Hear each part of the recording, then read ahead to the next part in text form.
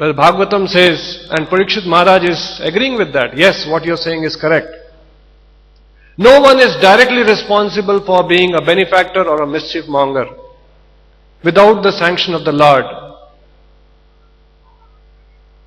Therefore, it does not consider anyone to be directly responsible for such action.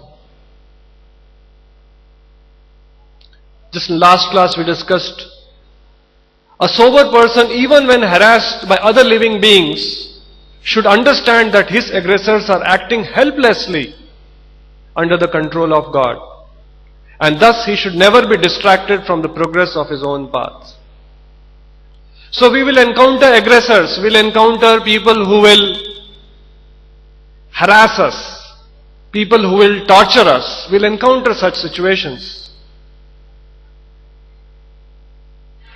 Now we have to pass these tests, applying the principles of Bhagavatam.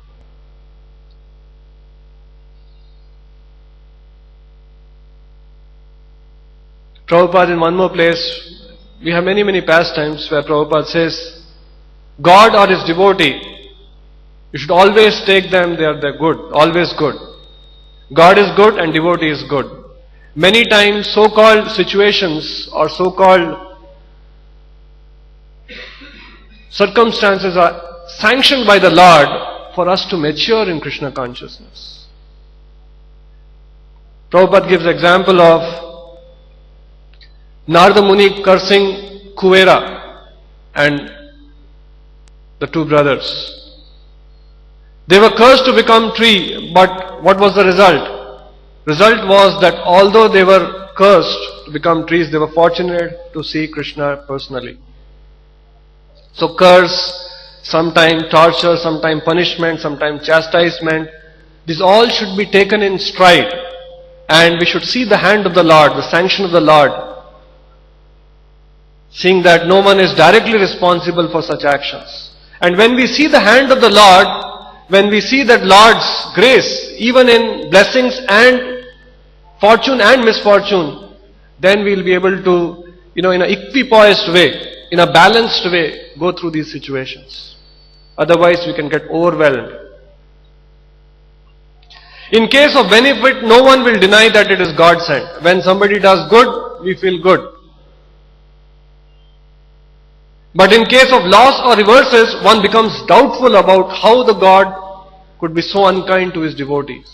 Or even when the devotee does something harmful, we become doubtful. How can the devotee act like that?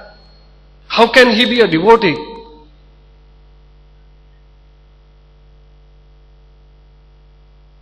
So Prabhupada explains, Jesus Christ was seemingly put into such great difficulty, being crucified by the ignorant, but he was never angry at the mischief mongers. So conditioned tendency is anger. Anger at the mischief mongers. Resentment, hatred, ill feeling, jealousy, and desire to hit back. I'll teach him a lesson.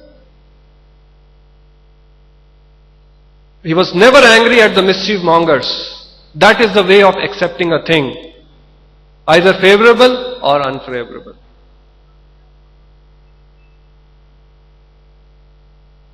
Thus, for a devotee, the identifier is equally a sinner like the mischief monger. So if mischief monger is there and we identify and say, you are responsible, then we are equally sinful.